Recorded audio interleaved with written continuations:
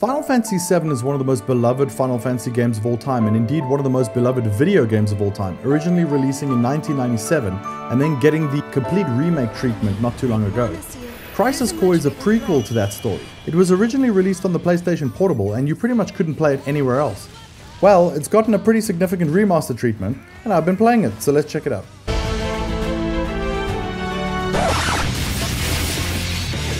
You play as a character named Zack Fair. He's a member of Soldier who's still on the up and up, who has this lifelong goal of becoming a true hero. He gets caught up in a friendship that ends up taking him on a journey that's a whole lot more than he bargained for at first, but at the same time provides him with that exact opportunity to show off what he's made of. What made it so unique in its time as well was the introduction of a semi-real-time combat. This is something that Final Fantasy hadn't really seen at this point. In many ways it worked so that the newer Final Fantasies could run. I only got to play a little bit of it back in the days of the PSP, to see if it held up but also to see if it was worth all the fuss that was made about it back in the day. So what do I think of Crisis Core then? The truth of the matter is that for the first hour or two I actually wasn't that sold on it.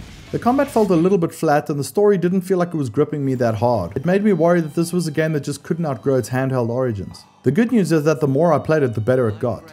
The combat system and the way that it improves and upgrades over time just got more and more fun to play. And the story really started to pick up. I went from feeling like maybe the story was just something that was good enough for a handheld, to feeling like I couldn't believe that such an amazing story was locked away on the PSP all this time. So the story is pretty good and the combat's pretty good. So when it comes to the remaster side of things, this game doesn't look quite as good as the remake of Final Fantasy VII, even though I'm playing this on a Series X and I played that on a PS4 Pro.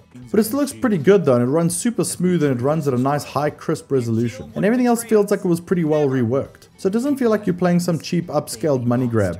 This feels like a pretty solid product. And I should mention again that I'm playing this on the Xbox, which is pretty light on Final Fantasy content right now. And while I don't know what the future of Final Fantasy is going to be like on Xbox, I'm just happy that this is there for gamers to enjoy. So if you're looking for a mixture of a bit of action, RPG elements, and story, Final Fantasy Crisis Core is pretty awesome.